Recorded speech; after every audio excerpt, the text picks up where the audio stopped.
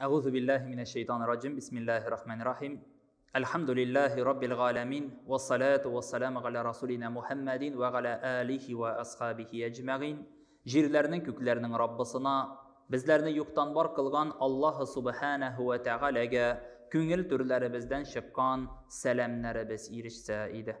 Aşbu dünyaga sınğı peygamber bulup jiberilgen siyikli peygamberimiz Habibimiz, ustazımız Muhammed Mustafa sallallahu aleyhi ve sellem'e onun əhl-i beytine, sahabelerine, təbiğinlərə, hem alarga iyerüşelerge de köngül türlerimizden çıkan salavatlarımız, selamlarımız, şükrana, dıgalarımız ilişse idi.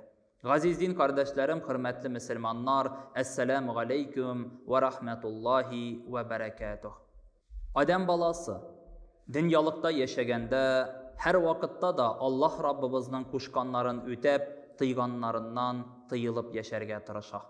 Her bir kişi dünyalıkta da, şatlıkta, kuvanışta, siyinişte yaşap, ahiret dünyasına köşkenden sonra cennet nimetine, Firdevs cennetine kirerge ımtıla. Elbette, Peygamberimiz sallallahu aleyhi ve sellem bir hadis şerifinde eyte, "Et-tuhura miftahus salah, es-salatu miftahul cenneti." Taharet namaz aşkışı, namaz cennet aşkışıdır. Elbette Peygamberimiz sallallahu aleyhi ve sellem bu hadis şerifi arkalı.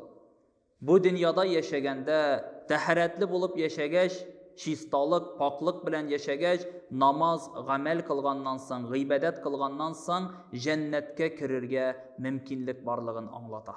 Elbette dünyalıkta yaşaganda Adem balası her vakitte da izgi ameller, izgi gıybedetler kılıp yaşay. Allah Rabbimiz da Kur'an-ı Kerim'inde eyte, "Euzu billahi mineşşeytanirracim.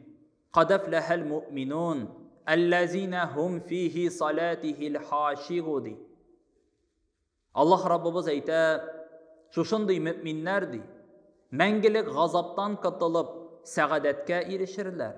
Eğer de namazların, gıybedetlerin huşuq bilen, yani birilip Allah Rabbimizning kuşkanın öteyim, istimde bulgan buruşumni öteyim deyip Allah Rabbimizning rizalığı için amel kılsalar, alar dey mengilik saadetke erişirler dey. Mengilik gazaptan qıtılırlar, saadetke erişirler deyip Allah Rabbimiz şu ayeti arkalı elbette bizge anlata.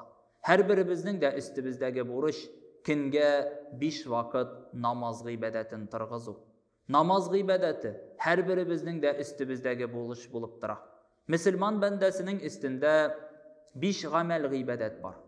5 gıybedet ul anı üterge tiyişli gıybedetler. Birincisi elbette iman kelimesi. La ilahe illallah Muhammed Resulullah degen iman kelimesini eytü de Müslüman bendesinin üstündeki zor bir buruş. Hem elbette kinge 5 vakit namaz gıybedeti başkaruda Müslüman bendesinin üstündeki buruş bulup tura. Hem Ramazan şerif ayına ilişkenden soň uraza tutu, farız urazasın başkaruda Müslümanның üstündeki buruş.